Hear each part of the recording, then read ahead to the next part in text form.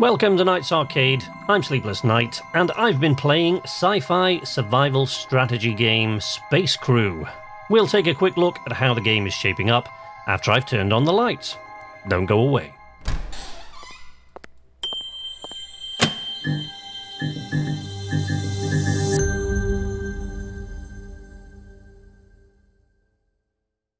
Space Crew is the Starship-based sequel to 2017's more terrestrial adventure Bomber Crew from developer Runner Duck. So far, we've only been able to check out the demo, but the game's looking good and is of particular interest to myself and my live streaming community, because even though it is only a single-player game, my regulars and I have had a lot of fun role-playing the different crew positions throughout the campaign in Bomber Crew.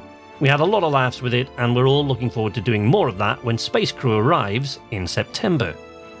You only get to play a couple of missions in the demo, but there will be a lot that's familiar here for players of Bomber Crew and for fans of countless classic sci-fi movies and TV shows.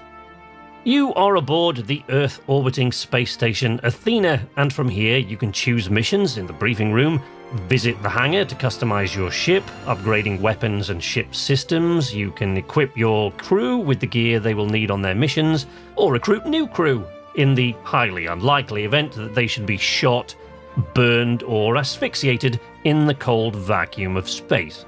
You can even rename your crew, or perhaps rename your ship to better reflect the perfectly harmless nature of the completely safe missions upon which these brave souls are about to embark. In the original Bomber Crew campaign, your crew number was 7, and so far here it appears as though there are only 6, but looking at the crew recruitment tab suggests there might be space to expand your crew to 8 at a later time in case more brave heroes wish to embark on this wonderful adventure. But that's just speculation on my part. There are a similar number of systems to manage here as there were in the original Bomber Crew game, and while you aren't in any danger of falling out of the sky in this one, space has a whole new bunch of ways to end your life, or at least make it a lot more difficult. Loss of gravity is likely to cause you as many problems in this game as an overabundance of it caused you in the first one. Reactor overloads, shield malfunctions, asteroid collisions, and good old-fashioned lack of oxygen are just a few of the things which can leg you up during the exchange of harsh language with your enemies, the Phasmids. The mission structure, although mostly familiar, appears slightly more varied in Space Crew than in its World War II predecessor. There were only 2 missions available in the demo, but these were both fun variations on Bomber Crew's Fly Here and Bomb This missions, and these ones even come with mini cutscenes, which don't amount to a lot, but are a welcome little touch. The first was to tractor beam a faulty communications array and bring it aboard for repairs before replacing it and heading home. The second was a rescue mission, which in Bomber Crew usually involved dropping a blow-up boat on some poor downed fighter pilot and then heading home for a nice hot cup of tea while he bobbed about in the English Channel. But in Space Crew, it appears rescuing somebody means exactly that. Landing on an otherwise abandoned space station or science lab, picking someone up, and then fleeing the area before the whole place goes boom.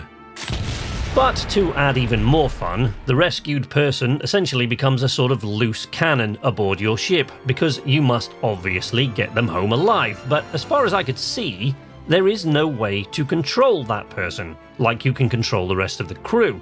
So when a fire breaks out, they will just do their own thing until fire does what fire does to people who hang about doing their own thing, at which point the rescued scientist will run around your ship in flames, waving their arms around until someone puts them out, or they die.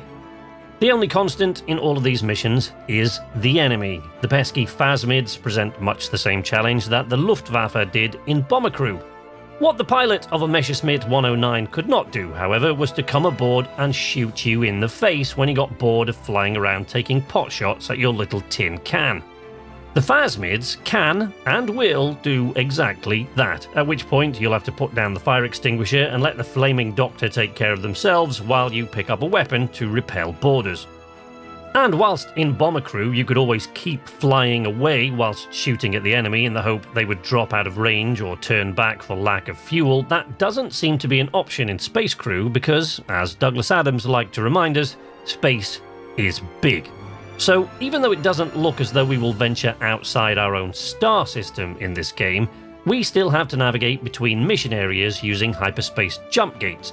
And while it seems theoretically possible to jump in the middle of a battle, charging the jump engines drains power from all other systems, leaving you without shields or weapons while the phasmids use you as a space pinata.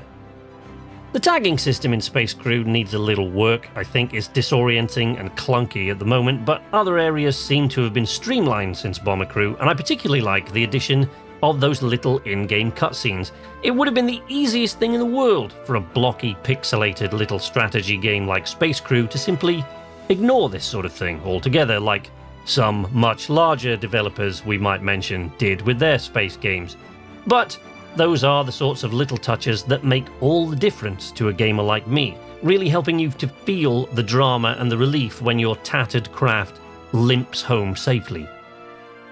All in all, the game looks great, and I can't wait to see what else Runner Duck have in store for us when the game gets its full release in September. There are slots for spacesuits, for example, which I can only assume means the ability to send crew members outside the ship at some point, and who knows what else, but we'll have to wait and see. I know that I'll be playing it on stream when it releases, and if it interests you, head over to Steam to download the free demo for yourself. I'll drop a link in the video description. That's all from me, but you can follow me on Twitter at knights_arcade, or in a host of other places if you wish to join me there. I stream on Twitch every Monday, Wednesday and Saturday. If you want to come along and join in with my wonderful little community, or head over to the KnArc Discord server if you just want to chat.